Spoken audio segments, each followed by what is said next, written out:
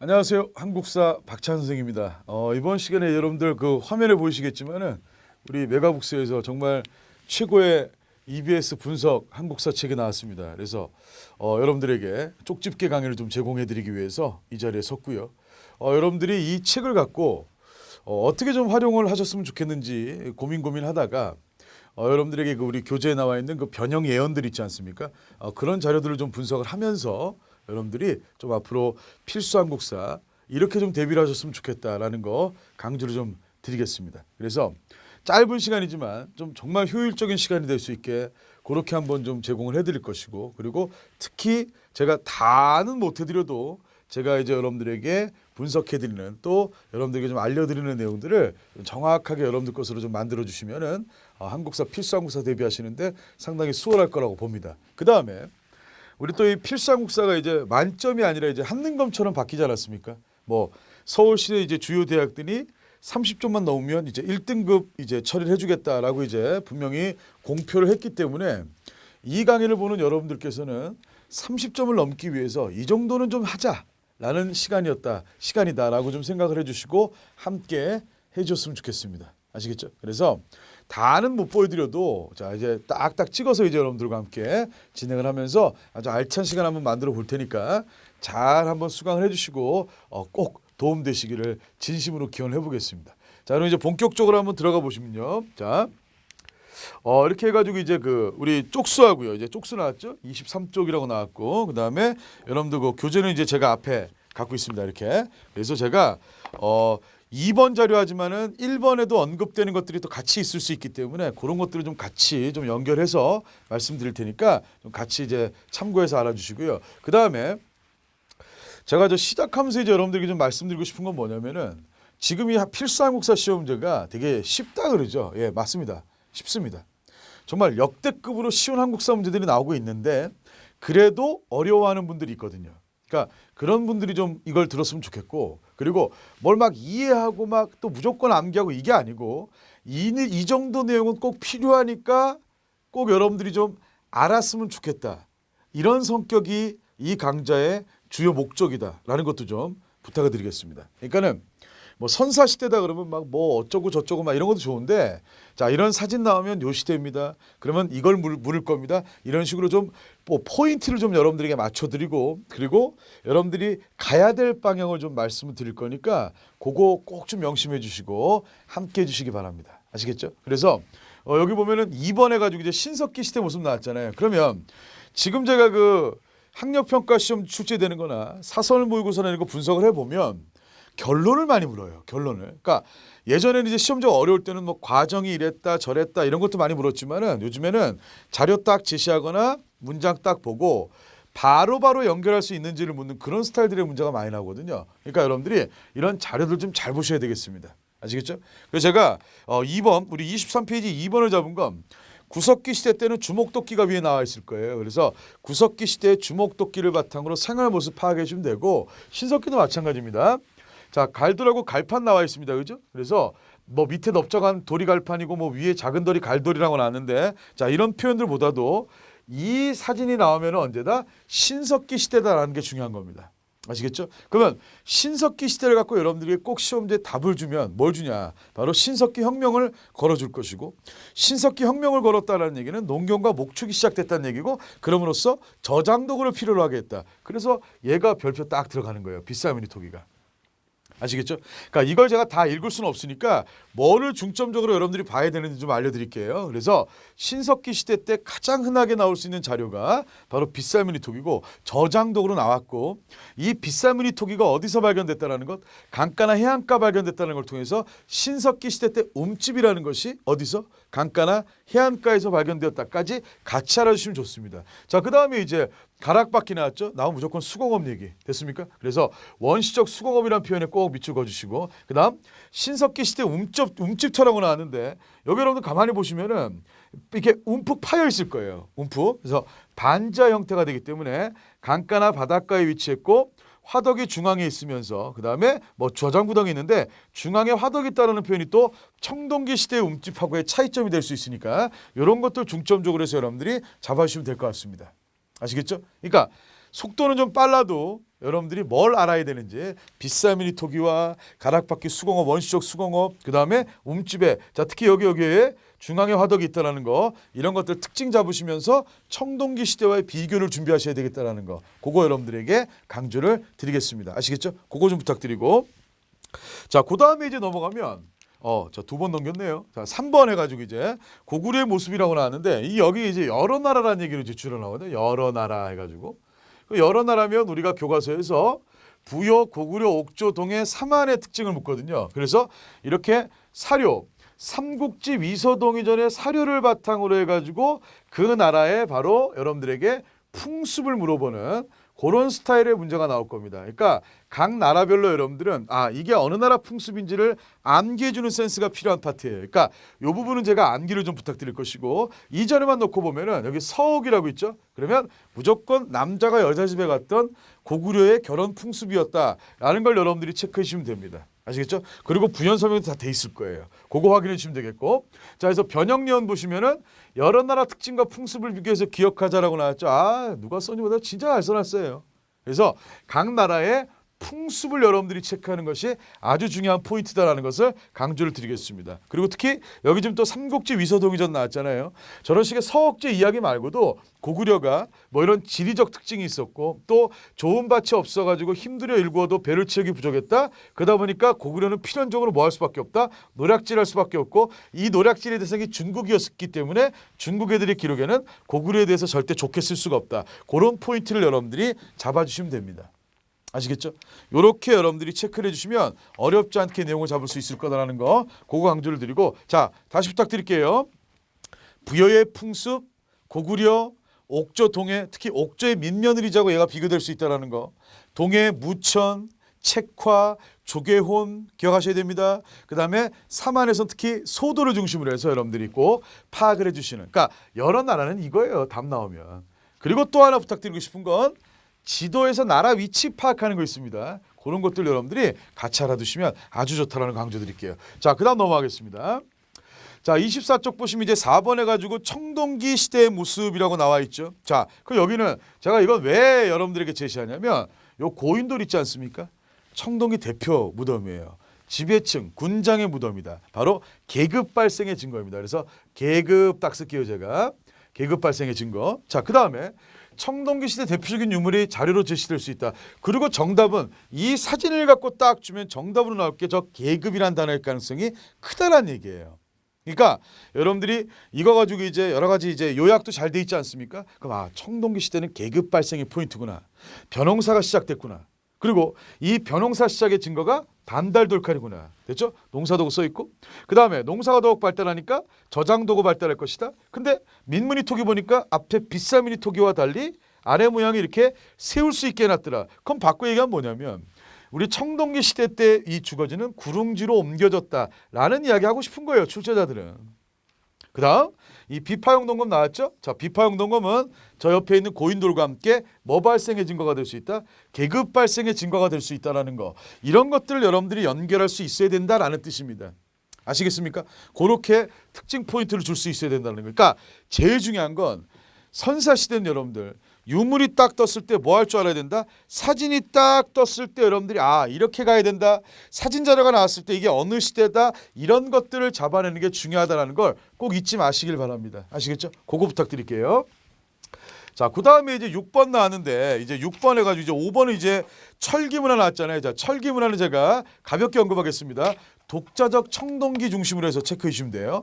자, 그 다음에 이제 6번에 위만 나왔는데 자, 요거 이제 여러분들이 한번 보시면 될 것이고요. 자, 우리 변형령 중점적으로 하면 위만이 고조선에 들어오게 된 배경 나왔잖아요. 그래서 진한교책이 나와야 되고 당시에 고조선은 왕이 준왕이었다라는 얘기를 잡을 수 있어야 돼요. 그래서 조선이 드디어 약해지고 말았다.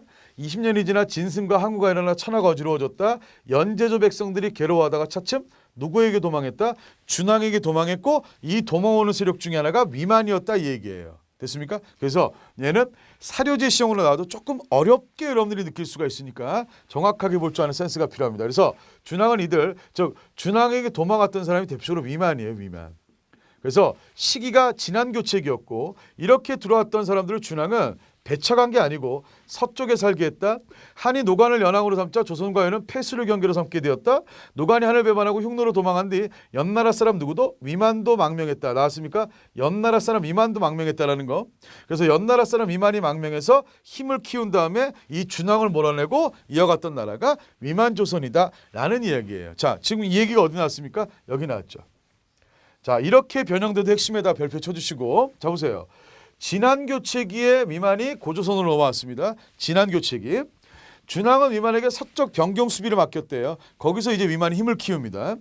위만은 준왕을 몰아내고 고조선의 망을 차지했다. 이때부터 위만조선인데 여기서 또 하나 포인트가 있어요. 이 위만조선은 고조선을 배척한 게 아니라 계승했다라는 게 포인트입니다. 왜? 나라 이름 그대로 쓰잖아요. 또 위만이 이 고조선 들어올 때 상투를 틀고 조선인의 복장 입고 있었다는 얘기 있어요. 자, 그 얘기 보시면 되겠고, 위만조선은 우수한 철제 무기로 주변 지역을 정복하면서 힘을 키워나갔고, 또 특히 이 한나라하고 주변 나라의 중개무역으로 대박을 치면서 한나라에게 위협적인 상대가 됩니다. 그래서 결국 한나라가 쳐들어오게 돼. 한 무제라는 황제가 결국 이 한나라 맞서 싸우다가 내분이 나면서 수도 함락되면서 한 사군이 설치가 되고 위만조선은 멸망하게 되었다. 이렇게 역사가 흘러갑니다.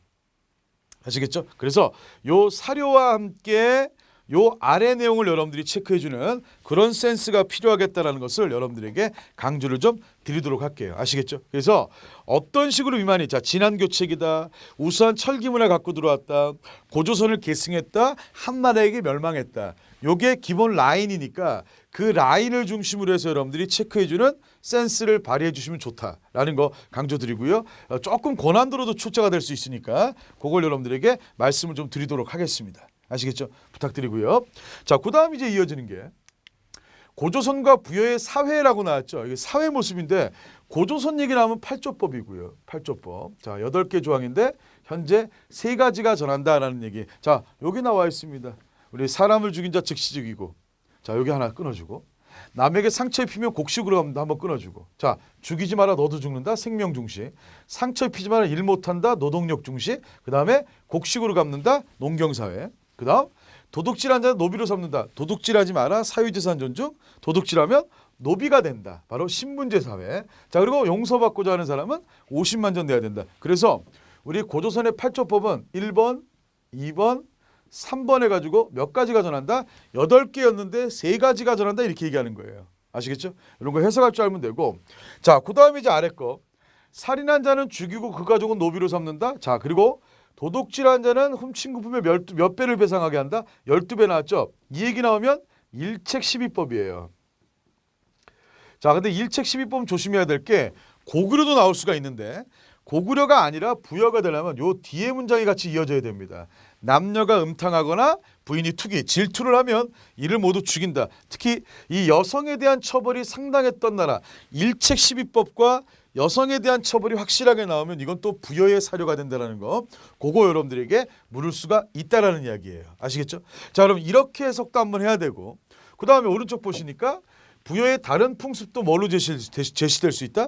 사료로 제시가 될 수 있다. 여기서 형사치수제 이야기. 형이 죽으면 형의 부인을 동생의 아내로 맞이하는 풍습을 형사치수제라고 합니다. 이거 부여와 고구려의 공통점이니까 꼭 같이 알아두시고요. 특히 부여와 고구려의 공통점인데 이 사료와 엮어서 같이 나와버리면 이건 부여 거다. 이런 식으로 여러분들이 사료도 좀 볼 줄 알아야 된다는 거. 그거 좀 강조를 드리도록 하겠습니다. 근데 형사치수제가 나오면 고구려도 될 수 있는데 자, 제가 아까도 얘기했죠. 일책 12법하고 형사치수제는 부여와 고구려 공통이에요. 근데 여기서는 여성에 대한 처벌의 강력함을 나왔으니까 부여가 되는 거고 이 오른쪽 사료는 뒤에 영고가 나와 있습니다.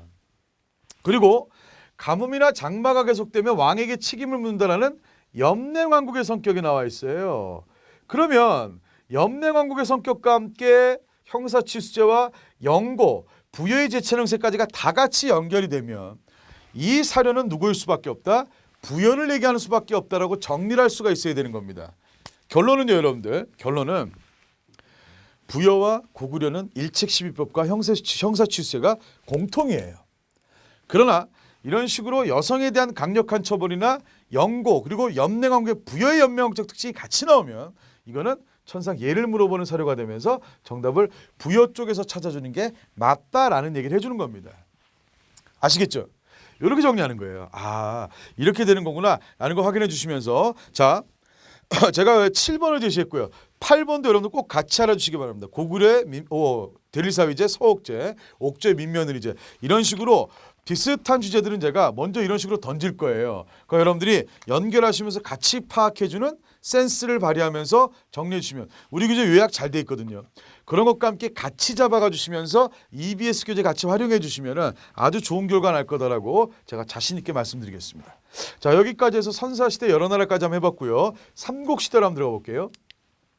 자, 백제 성장과 멸망이라고 나왔는데 자, 이것도 지금 여러분들 시간 관계상 다 설명을 드릴 수는 없습니다. 그래서 포인트만 딱 말씀을 드리면 이렇게 가요. 자, 백제 성장, 위례성에서 백제 공격 떠났죠. 온조, 고구려에서 내려와가지고 관등제 정비하고 관복제, 자 고위왕의 업적, 자 백제 주요왕, 평양성 공격해서 고구려 고국 원왕을 죽였다. 근초광의 업적. 그러니까 지금 이 동그라미가 쳐지는 왕들은 여러분들 꼭 알아야 될 왕들이다.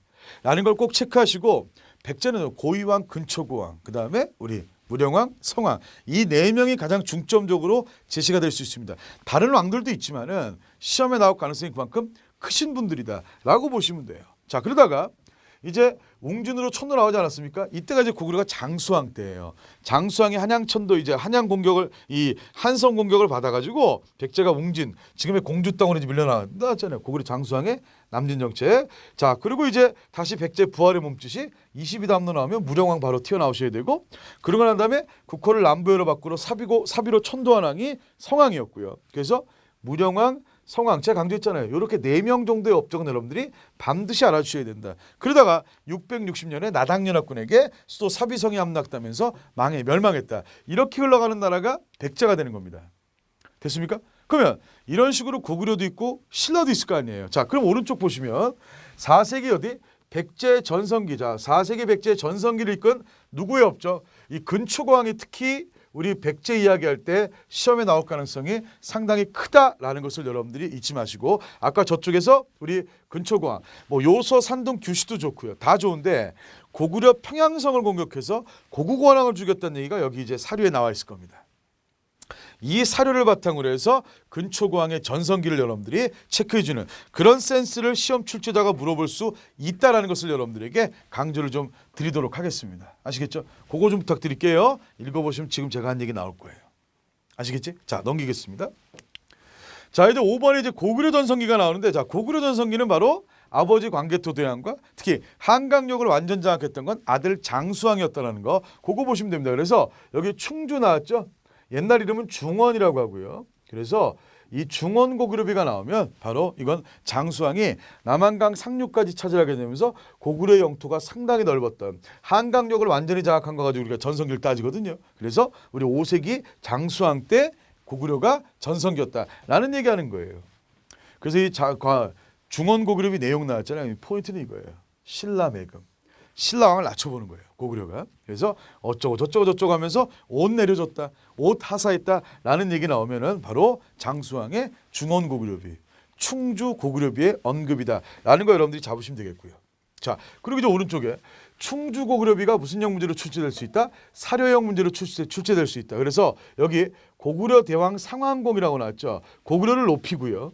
신라 매금은 뭐한 거다? 신라를 낮춰봤다는 얘기는 어때? 고구려의 천자의식이라고도 하고 천자, 하늘의 자손이다라는 거 그 정도로 고구려가 잘 나갔다라는 걸 이런 식의 표현을 통해서 보였다 이 얘기입니다. 그래서 중원 고구려비 나오면 고구려 대왕 상황 그러니까 여기까지만 봐도 여러분들이 아 이게 중원 고구려비 내용이구나 라는 것을 여러분들이 충분히 알 수 있는 그런 사료는 여러분들 다 외우라는 얘기가 아니에요. 출제자들이. 사료에는 분명히 키워드가 분명히 존재한다 안 한다? 한다라는 거 잡아라 이 얘기입니다. 이거.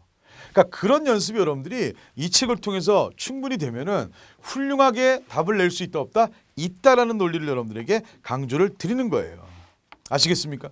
그러면 지금 제가 5번에 고구려 전성기하고 있잖아요. 그럼 거기 2번, 3번, 4번도 분명히 있을 거예요. 이런 걸 버리지 말고 제가 이제 중요한 거 중심으로 하지만 여러분들 같이 이제 체크하시면서 함께 가주시면 좋겠다라는 거 말씀을 드리겠습니다. 그러니까 매금은 뭐 신라왕을 낮춰 부른 거다. 이렇게 이해하시면 돼요. 상당히 유명한 사료입니다. 아시겠죠? 좋습니다. 넘기겠습니다. 자, 이제 신라와 고구려 관계 나오는데, 자, 요거 나오면 이거예요. 호우면 그릇. 자, 바로 광개토대왕이 신라를 도와줬다라는 증거입니다. 그래서 여기 비석 나올 수 있고요. 비석. 신라가 사신을 보내 아뢰기를 외인, 일본 놈들이 국경에 가르쳐 성을 외는 여러분들 8세기 일본이란 칭호 전까지 나오는 표현이 외. 그래서 노객, 내무랑이 도와달라고 요청하니까 광개토대왕께서 도와주셨다라는 거고, 이 증거가 이 비문에도 있고 요 호우면 그릇도 있다. 그래서 요거 두 개 같이 딱 나오면은 이거가 나오든 자, 뭐다? 고구려 광개토대왕이 신라 도와준 증거다 이 얘기입니다. 아시겠죠? 그거 좀 봐주시고, 그 다음에 이제 밑에 신라군이 당군과 함께 평양성 포위했다. 이건 이제 나당연합군이 고구려 멸망시킬 때 이야기예요. 아시겠죠? 밑에도 써 있지만 이 사료가 언제 상황을 주는지는 여러분들이 체크하시면 됩니다. 그래서 고구려가 668년에 이제 나당연합군에게 멸망을 하게 되는데, 연도까지는 굳이 외우지 않더라도 이렇게 신라가 도와주는 상황도 있었고 나당연합군에게 고구려가 멸망하는 상황도 있었다라는 것을 사료를 통해서 여러분들이 체크하시면 되겠습니다. 근데 이거보다 요거 두 개가 더 중요해요.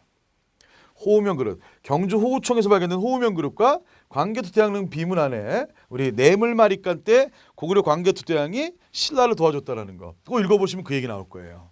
대신에 재밌는 건 이 비석과 이 그릇은 둘 다 광개토대왕 때 만들어진 게 아니고 그의 아들 장수왕 때 만들어졌다는 것도 참고로 하나만 더 알아주면 땡큐. 아시겠죠? 그렇게 부탁을 드리겠습니다. 오케이? 됐습니다. 자, 그 다음에 이제 넘어가면 자, 신라의 삼국통일 과정 나왔는데, 요거는 여러분 우리 저 평가원 평가 요소 중에 순서 체크하는 게 있어가지고 제가 한번 넣어봤어요.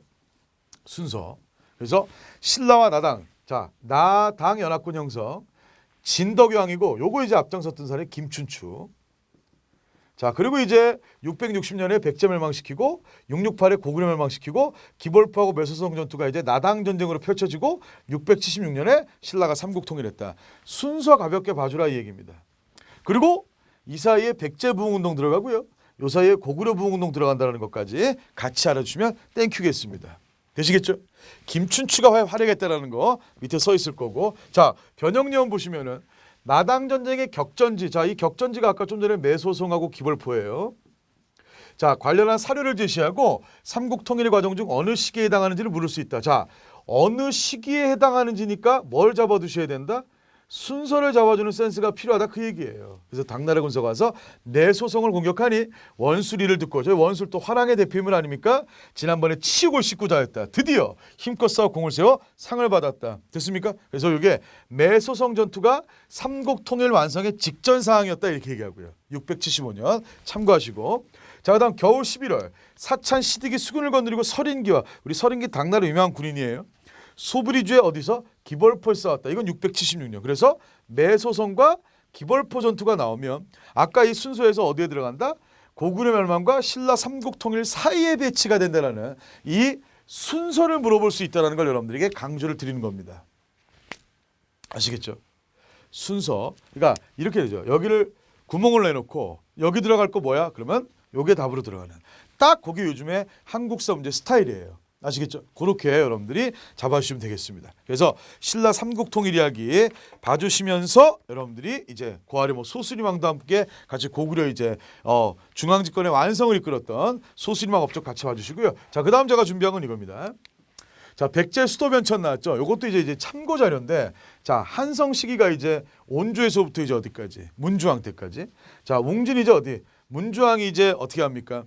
계로왕이 이제 고구려 장수왕 침략으로 돌아가시고 그의 아들 문주왕이 이제 웅진으로 천도합니다. 그래서 한성 시기는 온조가 건국될 때부터 문주왕의 아버지였던 계로왕 때까지. 그래서 475년에 웅진으로 이제 옮긴 건 이제 도망간 거예요. 그래가지고 성왕이 다시 538년에 다시 부활을 하기 위해서 옮겼다. 그래서 백제는 세 시기로 나뉘어요. 한성 시기, 웅진 시기, 사비 시기 이렇게 해서. 요거 한번 좀 알았으면 좋겠다 해가지고 좀 말씀을 드린 거고. 자, 백제 웅진 사비천도와 함께 고구려 수도 변천 나왔습니까? 예. 그럼 웅진에서 사비 간 건 뭐라 그랬어요? 다시 부활을 하기 위한 거고, 고구려 같은 경우는 이거예요. 자, 국내에서 졸번에서 이제 주먹이 건국하셨고 그의 아들 유리왕이 이제 국내성으로 수도 옮기셨어요. 그리고 쭉 수도가 가다가 여기서 이제 어디로 옮긴다? 평양으로 옮기고 있지 않습니까? 오케이. 바로 이 고구려는 평양으로 수도 옮긴 게 제일 중요하죠. 바로 장수왕이 무슨 정책을 하겠다? 남하 정책을 하겠다라는 포인트가 되는 겁니다. 그래서 고구려 수도 이동은 요게 중요하다라는 거 체크해 줬으면 좋겠다라는 거 말씀드리는 거고, 그리고 연도 하나 주는 거예요. 427. 하나만 더 팁 드릴까? 장수왕이 평양천도 했잖아요. 그리고 남진 정책하겠다 메시지 보냈거든요. 결국 475년에 뺏기는 거예요. 백제가. 됐죠? 지금 제가 손 가르친데 여기 내려가요. 그러면서 백제는 위기가 오지 않습니까? 예. 재밌는 거. 장수왕이 평양천도하고 난 다음에 나제동맹 1차 이렇게 웅진으로 천도하고 난 다음에 고구려가 더 강력하게 치고 내려오니까 나제동맹 2차. 그래서 1차 나제동맹 433, 2차가 493. 그래서 우리 평양천도 이후와 이 웅진으로 천도한 이후의 상황을 같이 판단시키는 문제가 솔직히 이 얘기는 예전에 어려울 때 좀 통했던 얘기인데 그래도 혹시 모르니까 제가 이 상황과 연결해 가지고 좀 여러분들에게 강조를 좀 드리는 바입니다. 아시겠죠? 그런 것들을 좀 볼 줄 알아야 된다는 거 그거 강조 드릴게요. 아시겠죠? 좋습니다. 그리고 여러분들 이 정도 왔을 때 하나 부탁드리고 싶은 거, 지금 제가 하지 않는 거 안 중요하다 이 얘기가 아닙니다. 저는 이 와중에서도 좀 더 여러분들이 좀 알았으면 좋겠고 중요하다고 느껴지는 것들, 그런 것들을 중점적으로 드리는 거다라고 좀 생각해 줬으면 좋겠습니다. 자, 다음 가겠습니다. 신라전승이 신라전승이 진흥왕이죠. 이거예요. 자, 북한산 순수비, 황초령비, 마온영비, 창령비. 자, 동그라미 4개 친 거 순수비, 영토 확장 증거. 그다음 한강역 장악했다는 증거 단양 신라 적성비. 그리고 이 비석 암기력이에요. 이 얼마 전에 교육청 문제 이런 문제 나오던데 이 지도 나오면 답은 진흥왕의 영토 확장입니다. 그렇게 찾아란 얘기예요. 됐습니까? 그러면 이 중에서 북한산 순수비 끄집어냈잖아요. 그죠? 뭐 어쩌고저쩌고 태왕이 어쩌고저쩌고 나왔는데, 자, 한성을 지나는 길에 올라서 어디 북한산에 올라가서 기록했다. 그래서 북한산 순수비는 진흥왕이 한강 하류까지를 잡았다 이 얘기입니다. 영토로 삼았다. 그래서 우리 이 단양 적성비가 한강 상류를 보여주는 거고 북한산 순수비가 한강 하류를 보여주기 때문에 진흥왕은 전성기를 맞이하면서 한강역을 완전히 장악해버리는 그 업적이 가장 중요한 포인트가 되겠다라는 걸 여러분들이 잊지 말아주시라라는 이야기입니다. 아시겠죠? 그리고 밑에 부연 설명 같이 읽어보시면 좋습니다. 아시겠죠? 정말로 특히 중요한 거 중심으로 갑니다. 자, 그 다음 가겠습니다. 자, 삼국의 신분제도 나왔는데, 자, 이것도 여러분들 3신분으로 돼 있잖아요. 자, 지배층이 귀족이었고 피지배층이 두 팀이었는데, 자, 천민은 노비가 대다수였고 평민은 농민이 대다수였다라는 거. 그거 가볍게 보시면 돼요. 3계층. 그래서 성립은 중앙집권과로 발전하는 과정에서 옛 부족장 출신이 나왔는데 옛 부족장 출신들로 구성된 게 귀족이에요. 이렇게 신분제도가 만들어진 나라가 신라 골품제입니다. 참고로. 자, 정치 권력 국가 중대사 결정했고 경제생활은 대토지 및 노급과 시급이다. 자, 노급은 관리들에게, 시급은 공신에게. 자, 세금 걷는 수조권과 노동력 징발권 줬던 특권인데 지급 대상이다라는 거 잊지 마시고요. 노급은 관료에게, 시급은 공신, 공을 세운 신하에게. 그럼 노급을 받는 관료도 시급도 받을 수 있다 없다? 있다. 이런 것들 여러분들이 체크해 주면 돼요. 아시겠죠? 자, 오른쪽에 변형내용 보시면 신라의 뭘 꼭 기억해 두자. 이것도 뭐 엄청나게 중요하죠. 골품제, 성골과 진골, 6에서 1두품까지인데 통일되고 난 다음에 성골 소멸돼 가지고 진골 남고요. 6에서 1두품 중에 3이 1두품 사라져 가지고 6에서 4두품까지 남아요. 그래서 우리 교과서나 각종 책들 보시면 골품제 그림이 있을 거예요. 그 그림 가지고 상한선 체크해 주는 센스 필요하고요. 골품제 아주 독특한 특징. 이런 식으로 어떻습니까? 4두품에서 백성에 이르기까지 방의 길이, 넓이, 느릅나무 재료, 우물천장 못 만들어 이런 식으로 생활을 상당히 압박을 했던 바로 폐쇄적 신분제도였다라는 거 상당히 중요하게 여러분들에게 다룰 수 있다라는 거 그거 강조드리겠습니다. 지배층 대상의 신분제도로서 폐쇄적 신분제도, 특히 요 밑에 보시면 관등 승진의 상한선 나와 있을 거예요. 특히 6두품이 6등급 아찬까지밖에 못 갔다라는 이 그림들하고 꼭 연결해서 여러분들이 체크해 주시기를 진심으로 부탁드리겠습니다. 아시겠죠? 부탁입니다. 이거 꼭 아셔야 되고. 자, 그 다음에 무덤형 형식으로 하는데 이 문화사 파트죠 여기가. 자, 백제 무덤은 한성 시기는 돌무지 무덤, 고구려와 유사합니다. 초창기 고구려와 유사하다. 이 뭘 보여주냐? 그러면 우리 백제 건국 지배 세력, 건국 세력이 고구려에서 내려왔다는 얘기고 서울 송파구 가면 이렇게 돌을 이렇게 쌓아 올렸다는 얘기예요. 이렇게 계단식으로 쌓아 올렸다. 그래서 돌무지라고 하고요. 웅진식으로 넘어가서는 굴식돌방이나 벽돌이 되죠. 요거예요. 벽돌. 이 벽돌 무덤 보여주는 게 무령왕릉이다. 중국 남조 영향받았다는 거. 정말로 아름다운 무덤이다라고 보시면 되겠습니다. 참고로 또 하나 알려드리면 이 무령왕릉 같은 벽돌 무덤 벽화를 그렸는데 무령왕릉은 벽화가 없어요. 이런 것들 혹시나 하는 센스로 여러분들에게 알려드리니까 참고로 알아주시고요. 자, 그리고 여러분들은 밑에 읽어보시면 됩니다. 특히 초창기 무덤 양식이 고구려와 같다라는 것, 이 고구려에서 백제 건국 세력이 넘어왔다라는 것이고, 그리고 특히 중요한 게 이거예요. 중국 남조 영향을 받아서 벽돌 무덤이 제작됐다는 거. 이 남조 중에서도 이때 남조의 양나라와 백제의 관계를 여러분들이 꼭 좀 알아주시는 그런 센스가 필요하다라는 거, 그거 좀 부탁드릴게요. 자, 그 다음에 삼국의 고분은 시기에 따라 양식이 달랐다라 하는데 이 굴식 돌방 무덤은 고구려 백제 신라 공통입니다. 특히 이 고구려 굴식 이 돌방 무덤에 여기 이제 벽화 같은 거 막 그렸고 요 천장에도 벽화 그렸고 요게 이제 모주림 천장이라고 하거든요. 이런 식의 모주림 천장 나오면 고구려 대표 양식으로 본다라는 거 참고해 주시고, 그 다음에 돌무지 덧널 무덤은 따로 별표 하나 할게요. 왜요? 이건 신라에서만 나왔던 양식. 여러분들 흔히 알고 있는 천마총, 아까 우리 호우명그릇 나왔던 호우총, 금관 나왔던 금관총, 이런 것들이 돌무지 덧널 무덤이고 신라만의 양식이라는 거 잊지 마십시오. 그럼 이거예요. 백제도 돌무지에서 굴식 돌방 무덤으로, 고구려도 돌무지에서 굴식 돌방 무덤으로, 신라는 돌무지 덧널에서 굴식 돌방 무덤으로, 이렇게 어떤 식으로 변화 포인트가 나왔고 각 나라가 전부 다 마지막은 다 이런 굴식 돌방 무덤의 양식 보였다라는 거, 그거 여러분들이 체크해 주시면 되겠다라는 거 강조를 좀 드리도록 하겠습니다. 됐죠? 됐지? 자, 이것과 함께 여러분들이 좀 같이 봤으면 좋겠는 게 31페이지에 그 고구려 벽화들이 있습니다. 31페이지에 그 12번에 31페이지 그 12번에 벽화 나왔잖아요. 그럼 벽화가 나왔던 무덤이 굴식 돌방 무덤이었다. 이렇게 여러분들이 같이 연결해 주시면 어렵지 않게 체킹을 할 수 있을 거다라는 거 강조를 드리도록 하겠습니다. 아시겠죠? 그리고 이제 넘겨보시면은 신분제도 제가 있지만은 그 위에 삼국가가의 경제 나왔는데 요거 참고하시고요. 그 위에 신라 불교공인 나왔죠? 버풍왕 때 2차던 딱 뜨면은 바로 여러분들에게 그 내용을 묻는 거다라고 정리하시면 되겠고, 자, 그럼 우리는 33페이지에 이제 16번을 했으니까 17번 하나 더 가겠습니다. 삼국의 문화규례 나왔잖아요. 요거 체크하면 돼요. 요거 암기하는 거예요. 고구려는 종야 먹제적 담징 됐습니까? 백제가 중요해요. 우리 일본에게 영향은 백제입니다. 아직기와 왕인 나왔죠. 근초광 때로 추정하고요. 근초광 때. 노리사 측에는 성왕 때로 추정합니다. 그래서 웬만한 백제 일본 이 외한테는 백제가 큰 영향을 줬다라는 거. 신라는 배 만드는 기술과 축제, 뚝이에요. 뚝 물 안 넘치게 하는 뚝. 그거 이제 영향 줬다라는 거. 요건 암기력이고요. 자, 이런 거 여러분들 암기 부탁드리겠습니다. 됐죠?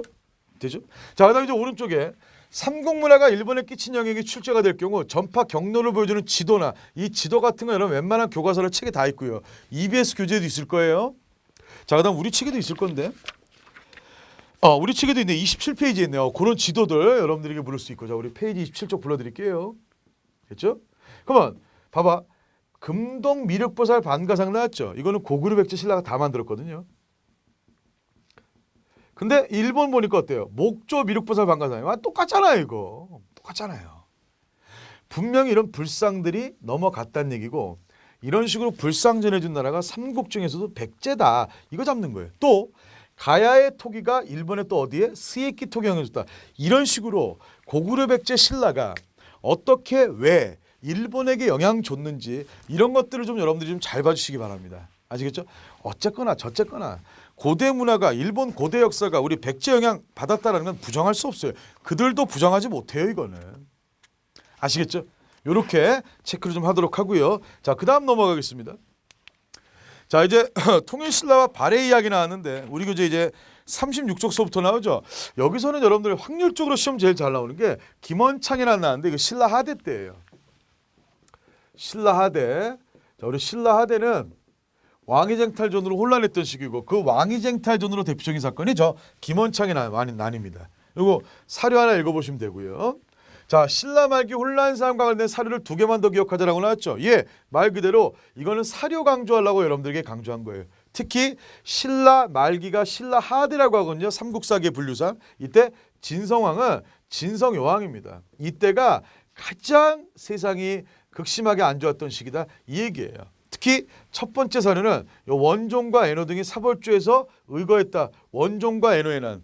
백성들이 세금 수탈을 견디지 못해서 들고 일어났던 사건. 그 다음에 진성왕 10년 도적이 나라 서남 방면에서 일어나 붉은 바지 입어서 구분하니 적고적이라 했다. 자, 원종과 애노와 적고적 이 2개가 누구의 왕 때? 진성여왕 때 바로 농민봉기 개념이다. 농민들이 봉기했다는 그만큼 살기가 힘들었었다라는 걸 강조하는 그런 포인트다라는 걸 여러분들이 이 자료에서 꼭 체크해 주시기 바란다 이 얘기입니다. 아시겠죠? 신라 말기, 신라 하대를 얘기합니다. 그거 부탁드리고요. 되게 중요한 사례예요. 이거 꼭 부탁드리고. 자, 다음 신문학 업종 나왔죠. 이건 저 별 3개 주고 싶어요. 왜냐하면 시험에 나오면 신문왕이 안 나와도요. 다른 왕 업종 얘기할 때 선택지로 꼭 나올 수가 있다는 거. 이때는 신라 중대라고 하거든요. 참고하세요. 그래서 이 신문왕이 문무왕 아드님이신데 할아버지 태종무열왕이 통일의 기반, 파더 문무왕이 통일. 그거 이어받았던 신문왕은 전자권 강화. 그래서 우리 신라 통일 신라 하면 제일 유명한 왕이 신문왕. 좋은 걸로 유명한 사람. 그렇게 이해하면 돼요. 그래서 문무관료에게 관료전 지급하고 뭐 폐지했다? 특권 노고 폐지했다. 유명한 거.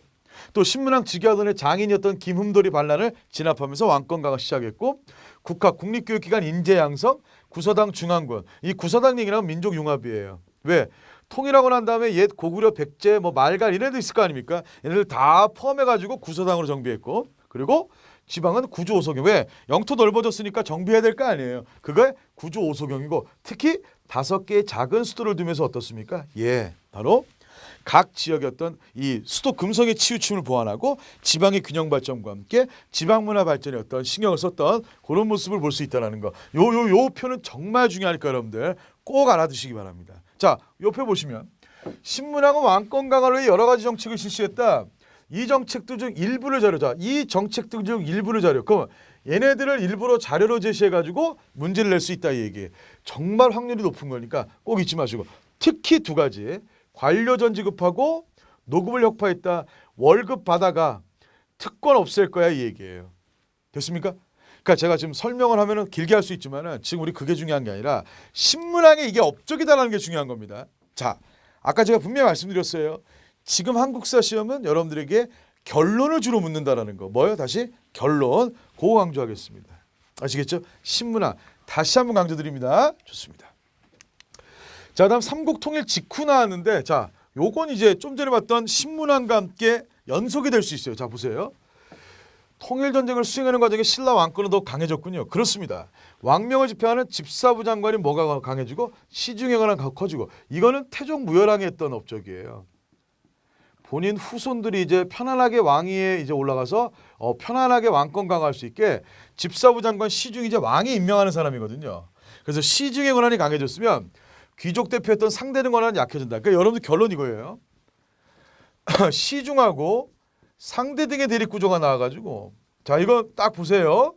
얘가 강해지고 얘가 약해졌다. 얘기 나오면 무조건 왕권 강화입니다. 반대로 얘가 다시 강해지고 얘가 다시 약해졌다는 얘기 나오면 그건 다시 왕권이 약해진 거예요. 거기 플러스 신라의 상당히 엘리트층이었던 육투품인데 이 사람들 골품제 한계에 붙으셨던 사람들이거든요. 이 육투품이 왕권 강화에 기여했다 그러면 신라 중대, 반신라 세력 됐다 그러면 신라 하대 이렇게 흘러간다는 거 체크하시면 되겠습니다. 그러니까 상황에 따라서 어떤 결과가 나오는지 자 결론 시중 세지고 육투품이 왕을 도와줬다. 신라 중대. 시중은 약해지고 상대는 다시 세지고 육투품이 반신라 세력 됐다. 그럼 신라 하대, 말기 이렇게 시기 구분이 확실히 될 수 있다는 거. 그거 여러분들이 잡아주라 이 얘기예요.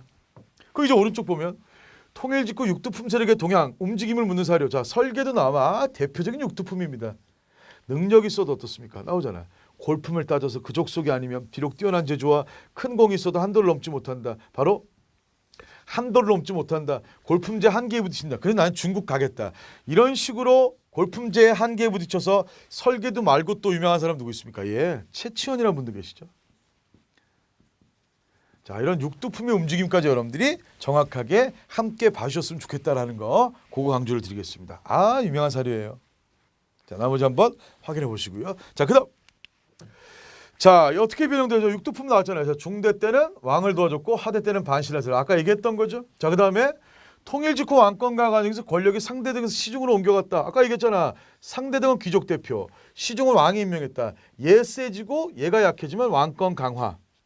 얘가 다시 약해지고 얘가 다시 세지면 얘는 왕권 약화. 이렇게 중대와 하대를 비교할 수 있습니다. 시기 구분 능력, 요 능력 물어보면 아주 또 좋은 문제니까 꼭 잊지 마시고요. 그리고 이 시중이라는 명칭도 원래는 중시라 그랬었는데 결론적으로 시중으로 바뀌었기 때문에 우리는 그냥 일반적으로 시중이라고 칭한다라는 거 그거 여러분들이 확인해 주시면 되겠다라는 거 강조를 드리겠습니다. 아시겠죠? 자, 넘기겠습니다. 자, 그다음에 이제 선종 나왔는데 이 선종도 여러분들 뭐 알려주고 싶으냐면 신라 하대 선종이 이제 호족들 후원으로 이제 유행했다 이렇게 얘기하는 후원으로. 그래서 신라 하대 선종 유행했다 그러면 문화재 나오면 승탑이에요. 스님의 무덤 개념입니다. 요거 제일 대표적인 신라 하대 요거 되겠습니까? 선종이 유행해서 경전 중시하는 교종과 달리 참선을 통한 깨달음 중시했고 호족들이 후원했다. 그러면서 승탑 그리고 이 승려의 기록 탑비 요거 두 개 같이 나오면 무조건 선종 이렇게 가면 돼요. 그러니까 결론은 교종은 경전 연구, 선종은 참선을 통한 깨달음, 교종은 왕실과 귀족 후원, 이 선종은 호족이 후원했다. 이거 여러분들이 딱 기억해 주시면 깔끔하게 요 내용 파악이 될 거다라는 거 강조를 드리고 선종의 유행 관련된 사료가 또 나올 수 있다는 거. 예, 바로 820년 초 승려 도의가 서쪽으로 바다를 건너 당나라 서당대사 깊은 뜻을 보고 어쩌고저쩌고 나왔습니다. 이 도의라는 사람이 또 선종 승려 중에 도선과 함께 제일 유명한 승려예요. 참고하시고 그래서 이분들이 이제 갖고 들어온 게 선종이 되겠고 조심할 건 뭐냐면 선종은 선덕여왕 때 신라 들어왔어요. 유행을 못해. 근데 신라 하대 때 호족이 후원하면서 대박을 쳤다. 이렇게 기억하시면 어렵지 않게 내용 파악이 될 거다라는 거 그거 부탁을 좀 드리고 싶은 거예요. 아시겠죠? 그거 좀 부탁드리고. 자, 그다음에 이제 고려 시대로 이제 진입을 하면 좀 속도가 빠르죠. 예. 근데 이왕 쪽집게하고 중요한 거 할 거면 좀 빠른 속도로 가는 게 좀 맞다고 봅니다. 그래서 우리 수특 4강에 나온 고려의 이 발전과 변화했는데 여기서도 특히 여러분들에게 강조하고 싶은 게 뭐냐면 고려 지방행정이에요. 자, 여기가 오도, 요게 양계입니다. 북계, 동계가 빠졌네. 여기 동계예요. 자, 동계. 요렇게 해가지고 양계. 그래서 우리 고려 지방행정은 이런 식으로 일반 행정구의 오도와 군사행정 양계 이원적이었다라는 거 밑에 써 있을 겁니다. 그 다음에 고려 지방행정구역 중에 양계나 오도 중에 한 곳을 선택하여 묻는 문제로 변형될 수 있다. 예, 충분히 가능해요. 또는 통일신라 시대나 조선시대 지방행정과 비교할 수 있다. 통일신라 몇 조 오소경? 9조 오소경. 여기 있네요. 9조 오소경. 자, 9조.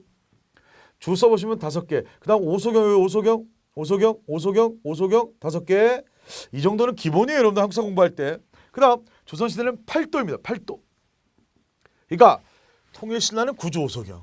고려는 5도 양계. 조선은 8도. 그러면서 이 나라의 중요한 특징을 물어보는 문제로 출제가 또 될 수 있다 없다? 있다라는 거 그거 강조하고 싶은 거예요. 요것도 제가 좀 여러분 지도 좀 봤으면 좋겠어 가지고 한번 선택을 해 보았습니다. 지도 볼 줄 알아야 돼요. 한능검 스타일로 가면 자료가 되게 중요해집니다. 수능 자체가. 근데 원래 수능은 자료가 중요했었어요. 아시겠지? 그거 부탁을 좀 드리고. 자, 그다음 자, 5도 양계 향부곡소 나왔죠? 그럼 이거예요. 5도 일반 행정구역 양계 군사. 그다음 요거 향소부곡 특수행정구역. 고려 시대만 존재했던 건 얘예요. 얘는 참고로 통일신라 때도 있었고요. 얘는 고려 때 처음 생겼고 또 하나 팁 드릴까? 이 특수행정구역은 조선시대 가면 다 소멸합니다. 조선 가선 소멸해요. 요거 간단하게만 쓸게요. 전자칠판이다 보니까 그렇게 보시면 되겠습니다. 오케이. 자, 그리고 밑에는 우리 구주오소경하고 팔도에 대한 설명이니까 같이 여러분들이 체크하시면서 따라와 주시면 고맙겠습니다. 됐죠? 자, 그다음 가겠습니다. 자, 광종의 개혁 정치가 나왔는데 자, 요거는 제가 왜 이걸 딱 제시했냐면 광종의 개혁 정치라고 나오면 요 앞에 왕으로 태조 왕건 얘기 나올 수 있고요. 뒤에 왕으로 성종 이어갈 수 있어가지고 중간에 제가 딱 광종을 넣었어요. 광종은 무조건 왕권 강하고 노비왕건법 과거제입니다. 확인해 보세요. 자, 노비왕건법 나왔죠? 또 광종이 왕권 강화에 실시한 뭐에 대한 과거제. 자, 우리나라에서 최초의 기화인이자 최초의 과거시험 출제위원이었던 쌍기의 건의를 받아가지고 과거제 실시했다. 바로 노비안건법과 과거제, 광종 왕권 강화 핵심입니다. 정말 잘 나온다라는 거. 요 자료 별 3개짜리입니다.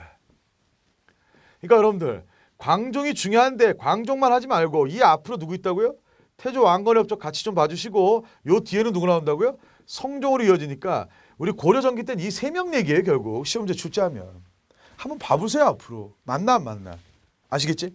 그러니까 다 알면 좋은데 어쨌건 시간이 많이 없잖아요. 우리가. 또 뭐 다른 거 하면 공부도 해야 되고 중요한 거 중심으로 여러분들이 좀 집중적으로 확인했으면 좋겠다. 그런 목적입니다. 예. 노비안건법 과거제 광종입니다. 중요합니다. 자, 그다음 최승로. 여기 성종이죠. 성종 때. 우리 광종 다음 왕이거든요. 성종이. 그래서 즉위 딱 하자마자 건의사항 올려라. 최승로 거 딱 받아가지고 유교정 친윤 채택. 그리고 지방관 파견. 거기가 포인트일 수밖에 없다라는 거. 해놨잖아. 청컨대 외관을 두십시오. 지방관 파견. 그래서 12목을 설치해가지고 지방관 보냈다는 얘기. 자, 이거 말고 또 나오면 뭐? 오케이. 유교정 친념이 나올 겁니다. 그래서 우리나라 역사에서 이제 국가적인 차원에서 유교정 친념이 채택된 거는 최승로의 시무 28조의 결과였다. 그렇게 여러분들이 확인해 주시면 되는 거예요. 정말 중요합니다. 좀 전에 광종하고 지금 성종 이야기 아주 잘 나오니까 꼭 좀 부탁드릴게요. 이거는 뭐 설명이 길게 필요 없습니다. 왜? 꼭 나올 수 있는 자료이기 때문에. 외관 파견, 지방관 파견과 뭐요? 오케이. 바로 유교정 친념 채택. 최승로 시무 28조의 핵심 2가지. 어디서 공부해도 다 강조하실 겁니다. 그거 부탁드릴게요. 자, 그다음 여기 나왔잖아. 유교 정치 이념에 따라 정치 실시했다. 2가지가 핵심이다. 핵심 키워드, 키문장. 유교를 행하는 건 치국의 근본이요. 그 위에 불교를 행하는 건 수신의 근본이다. 그래서 불교는 종교적 사상적으로, 유교는 정치적으로. 이렇게 가는 거예요. 오케이? 꼭 좀 부탁드릴게요. 자, 그다음. 자, 도병마사 구성과 기능 나왔는데 자, 요것도 여러분들 시험에 나올 수가 있으니까 좀 말씀드리는데 자, 요거 중에는 고려만 있었던 거고요. 요 중서문화성과 상서성 2성이라 그래요. 2성. 그리고 이렇게 6부 이렇게 나옵니다. 요거 당나라 영향 받았다 이렇게 얘기하고 중추원하고 3사 같은 경우는 이제 송나라 영향 받았다 이렇게 얘기해요. 참고하십니다. 근데 진짜 중요한 건 바로 얘예요. 도병마사. 중서문화성의 제신과 중추원의 추밀. 2품 이상의 최고 국가리거든요. 여러분 역사 시간에 몇 품 나오잖아. 그럼 요즘 말로 급으로 바꾸면 돼. 2급 이상의 고위관리라는 뜻이에요. 임시회의기구. 무슨 회의? 국방 문제를 논의하는 회의기구였다. 도병마사. 그리고 고려 후반기 때 무슨 이사사? 도평의사사로 바뀌게 되고 조선시대 넘어가서는 의정부로 가는 게 이 도병마사입니다.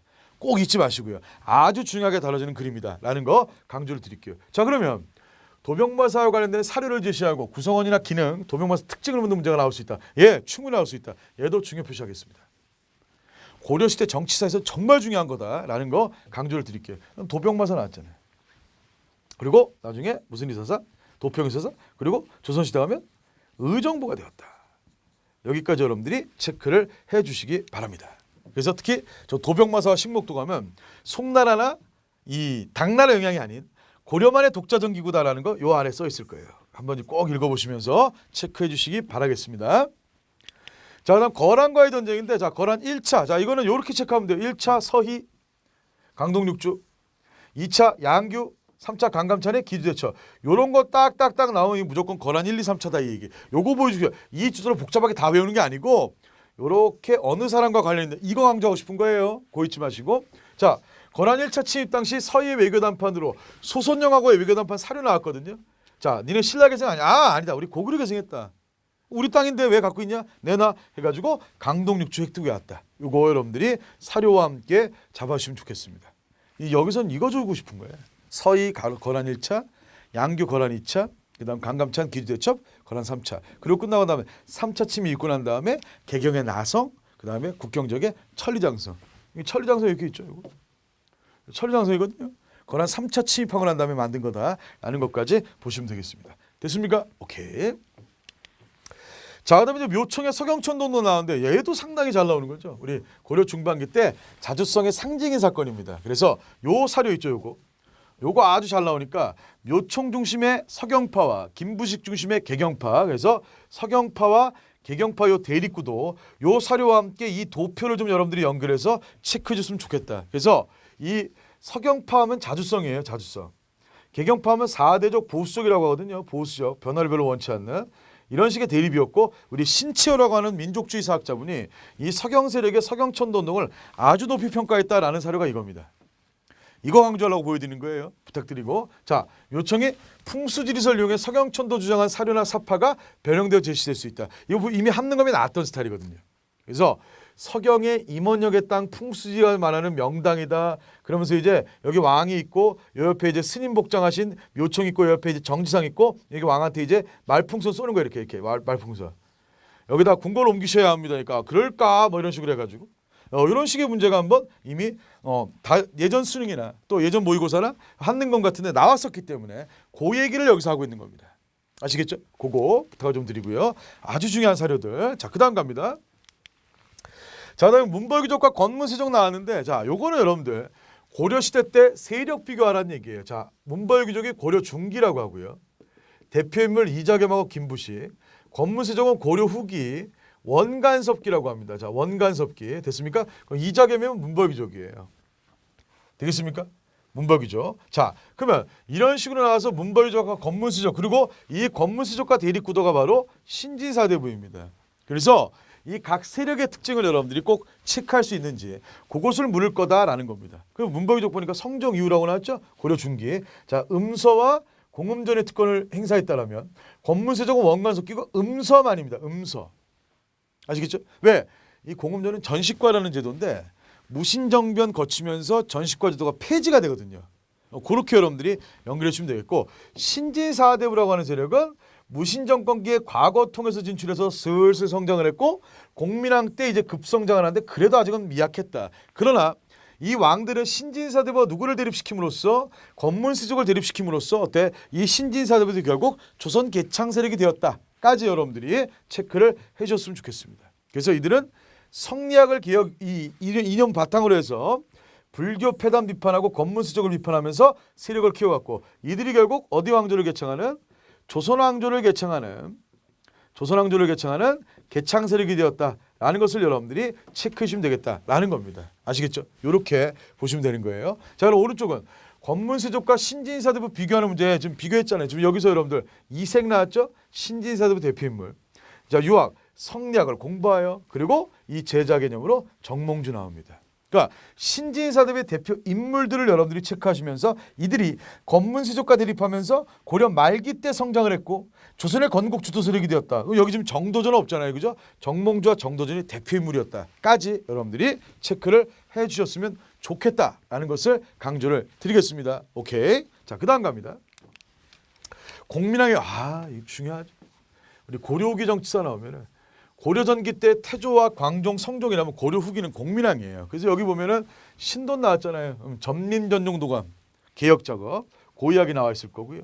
그다음에 변형령 1번 보니까 신돈의 권위로 무슨 변용도감?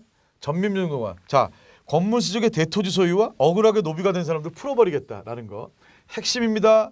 자, 그다음에 변형령 2 보니까 원간섭기 유행한 몽골풍과 공민왕의 반원개혁 정책에 관한 걸 동시에 보여주는 자료가 추출될 수 있다. 몽골풍 원간섭기 우리 고려에서 유행한 거고요. 우리 공민왕은 이 원나라 간섭에서 벗어나는 무슨 개혁 정치? 반원 자유 정책이라고 합니다. 그러니까 몽골풍 어떻게 있겠어요? 폐지하지 않겠는가? 특히 몽골풍의 대표가 변발이거든. 변발. 그리고 그들의 복장이 호복이에요. 이걸 금지시켰던 왕이 누가 된다? 공민왕. 그럼 공민왕의 포인트는 묘청의 서경천도군과 동시에 자주적이다. 이런 것을 여러분들에게 출제자들은 요구할 수 있다는 것을 체크하고 요 아래 사료 있죠. 되게 유명한 사료입니다. 이거. 공민왕이 딱 즉위해서 신하 건의하는 거예요. 좀 호복과 변발 이제 안 하실 때 되지 않겠는가? 그러니까 공민왕이 기뻐가지고 이제 안 하잖아요.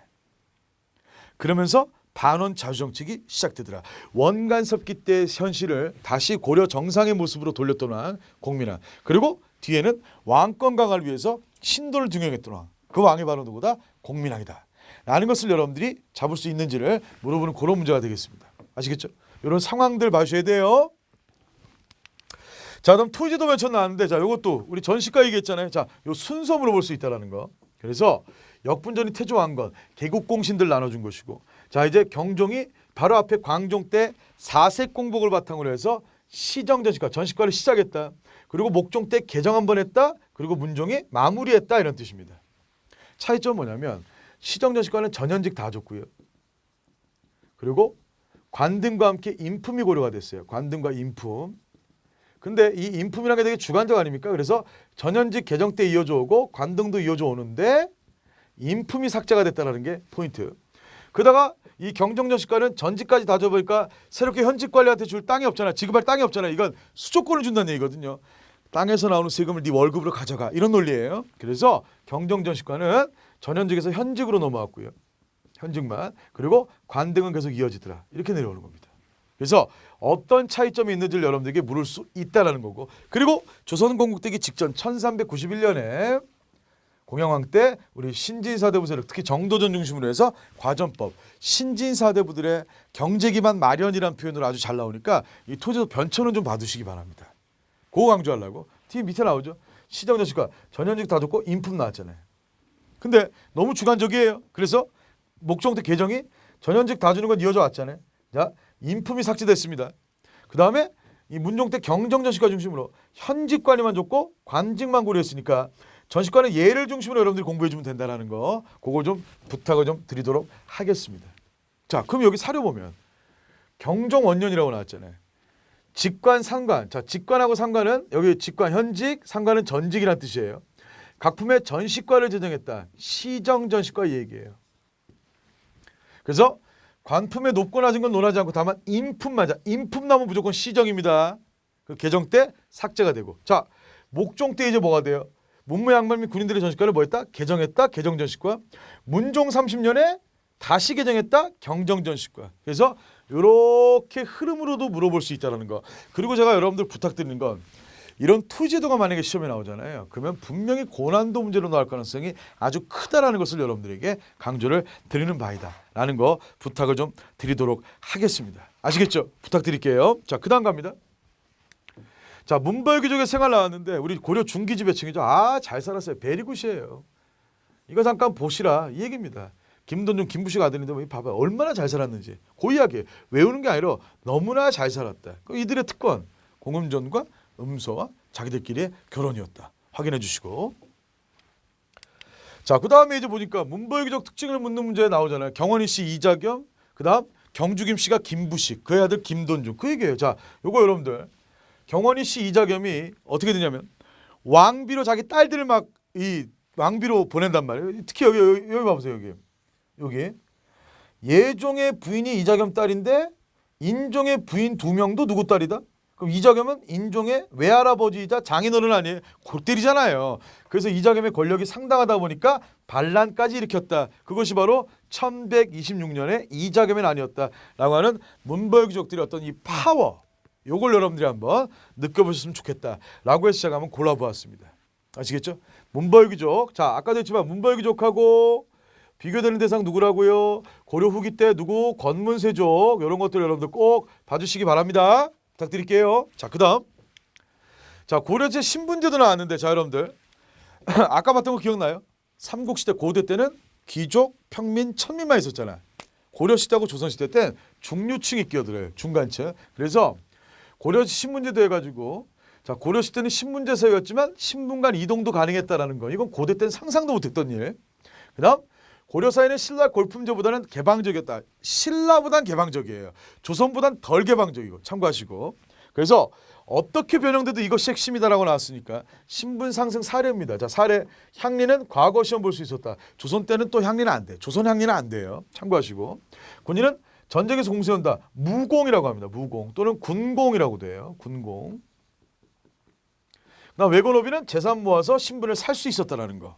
그러니까 이런 사례가 나오면 정답이 뭐다? 신분 상승이다 이렇게 보시면 되는 거죠. 됐습니까? 그다음 오른쪽 보니까 고려시대 신분간 이동 사례 나왔죠. 이거 진짜 유명한 사례 이거. 평양이 원래 노비였어요. 근데 농사임소 부유해져 가지고 천인 신분에서 어떻게 벗어났다. 바로 노비에서 벗어나는 경우도 분명히 있었다 없었다? 있었다라는 거. 자, 이런 일이 언제는 불가능했다? 예. 삼국시대 때는 상상도 못했던 일. 조선 때도 가능해집니다.